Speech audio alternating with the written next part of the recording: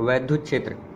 तो आज के इस छोटे वीडियो में हम जानेंगे वैद्युत क्षेत्र क्या होता है। अगर आपको इसके बारे में बहुत अच्छे से जानकारी जानना है तो बने रहिए मेरे साथ। जैसा कि हमने पिछले वीडियो में हमने ये बताया था कूलाम के नियम के बारे में, वहाँ पर मैंने जो है कूलाम के नियम के बारे में जो सारी रिलेटेड जो टॉपिक्स थे उसको मैंने जो बताया है। अब इसमें जानेंगे वैद्युत क्षेत्र क्या होता है। तो वैद्युत क्षेत्र ये शायद ही आपको पता, अगर ये किस चीज़ का निर्देश, ये जो है ये साइन है, ये निर्देश करता है, ये रेफरेंस के लिए ये साइन लगाया जाता है निर्देश के लिए कि हाँ इसके आगे ये निर्देशित किया गया है। तो हम जानेंगे वैद्युत क्षेत्र। वैद्युत धारा जो हम जानते हैं आई, विद्युत धारा, आवेश प्रवाह के दर को विद्युत धारा कहते हैं। तो आवेश यहाँ पर शब्द आया तो आवेश के कारण ही इसका क्षेत्र होता है। तो इसका स्टेटमेंट पहले हम सुनते हैं। किसी वैद्युत आवेश अथवा आवेश समुदाय के चारों ओर का वह क्षेत्र, इसके चारों ओर का वह क्षेत्र जिसमें कोई अन्य आवेश आकर्षण अथवा प्रतिकर्षण बल का अनुभव करता है, वैद्युत क्षेत्र कहलाता है। जैसे ये कोई आवेश है प्लस क्यू, ये कोई आवेश है माइनस क्यू। और जैसे हमें पता है कि ये बल रेखा होती है, ये नॉर्थ से निकलकर जो है साउथ की ओर जाती है। ये इधर से निकल के इधर से इस तरह से ऐसे, फिर इधर से इधर, मतलब कि इधर से ऐसे जाती है, ये बल रेखा है। ये इनकी विशेषता के अंतर्गत में आएगा। ये आपस में नहीं काटती हैं, और जहाँ काटती हैं वहाँ पर क्या होता है, खींचा गया स्पर्श उस बिंदु पर धन आवेश पर लगने वाले बल की दिशा को प्रदर्शित करता है।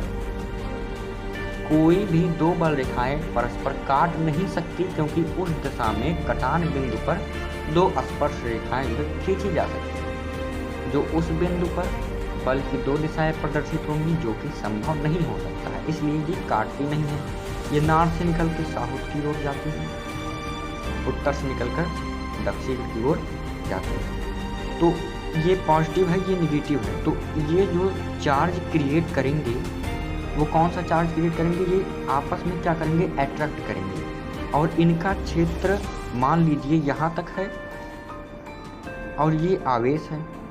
दूसरा आवेश, अन्य कोई आवेश इस क्षेत्र को अनुभव अगर कर रहा है तो हम मान लेंगे कि यही इसका क्षेत्र है, यही वैद्युत क्षेत्र है। इसका एक रेंज जो है निकाला जाता है, जिसमें उन आवेशों के समुदाय के चारों ओर का क्षेत्र होता है, जो कोई दूसरा आवेश क्या करता है, अनुभव करता है। तो इसके अंतर्गत हम जानेंगे इंटेंसिटी ऑफ इलेक्ट्रिक फील्ड, इसकी तीव्रता जानेंगे। तो इसकी तीव्रता जानने के लिए ये सिस्टम है, इसी सिस्टम में सारे काम हो रहे हैं। और इस सिस्टम में जब कोई हम चार्ज रखते हैं चेक करने के लिए, क्यू नॉट आवेश, धन परीक्षण आवेश, जैसा कि मैंने पिछले वीडियो में इस पर चर्चा किया था कि धन परीक्षण आवेश क्या होता है। यह एक कल्पित आवेश है जिसका कोई अस्तित्व नहीं होता है। यह अल्प धन आवेश होता है, इसका अपना कोई वैद्युत क्षेत्र नहीं होता। इसलिए ये वैद्युत क्षेत्र में रखने पर वैद्युत क्षेत्र का मान E का मान नहीं बदलता है, ये मूल रहता है, और इसका जो है वैद्युत क्षेत्र नहीं होता है। तो जब निकाय में, जब सिस्टम में इसको रखा जाता है तो इस पर एक बल लगने लगता है, तो उससे एक फार्मूला क्रिएट होता है, F vector upon Q not vector. इससे क्या होता है, वैद्युत क्षेत्र की तीव्रता ज्ञात किया जाता है इस समीकरण के द्वारा। ये सदिश राशि है, ये सदिश राशि है, ये अदिश राशि नहीं है, मतलब ये सदिश राशि नहीं है, दिस इज स्केलर क्वांटिटी।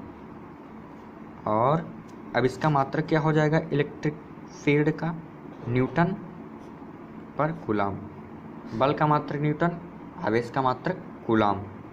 ठीक है। तो यदि धन परीक्षण आवेश धन ना होकर ऋण हो, तब वैद्युत क्षेत्र की तीव्रता E ऋण दिशा, ऋण आवेश पर लगने वाले बल की दिशा के विपरीत होगी। अगर धन होगा तो धन दिशा के क्या होगा, विपरीत होगा। तो ये क्या होता है, चार्ज के नेगेटिव और पॉजिटिव होने के गुण पर निर्भर करता है कि इसकी दिशा, बल की दिशा किधर लगेगा। तो अब इसके बाद में हम दूसरा जानते हैं, वैद्युत क्षेत्र के कारण आवेशित कण पर बल। वैद्युत क्षेत्र के कारण, अब हम इसको नहीं लेंगे, आवेश लेंगे, चार्ज लेंगे, जिस पर क्या होगा, उस पर बल उत्पन्न हुआ रहेगा। जैसा कि हमें वैद्युत क्षेत्र में किसी बिंदु पर वैद्युत क्षेत्र की तीव्रता ज्ञात होने पर, जैसे हमें यहाँ पर वैद्युत क्षेत्र की तीव्रता ज्ञात हुआ, तो हम उस बिंदु पर किसी भी आवेश पर लगने वाले बल को जो है ज्ञात कर सकते हैं। उस बिंदु पर जो है लगने वाले बल को हम ज्ञात कर सकते हैं। उस पॉइंट पर अगर कोई चार्ज है तो उस पर कोई बल लग रहा है, तो उसको हम ज्ञात कर सकते हैं किसके द्वारा, F vector Q into E, that simple. अब जो है हमें इसका मात्रक पता चल गया। अब हमें विमा निकालना है।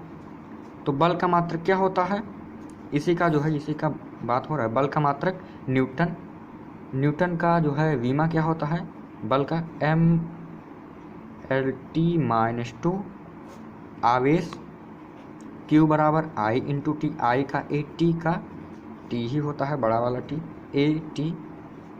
फिर उसके बाद में अंत LT-3A-1,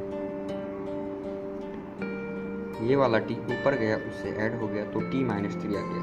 thanks for watching this video. तो ये रहा जो है वैद्युत क्षेत्र के बारे में आपको जो है मूल जानकारी हमने दिया है इस वीडियो के अंतर्गत।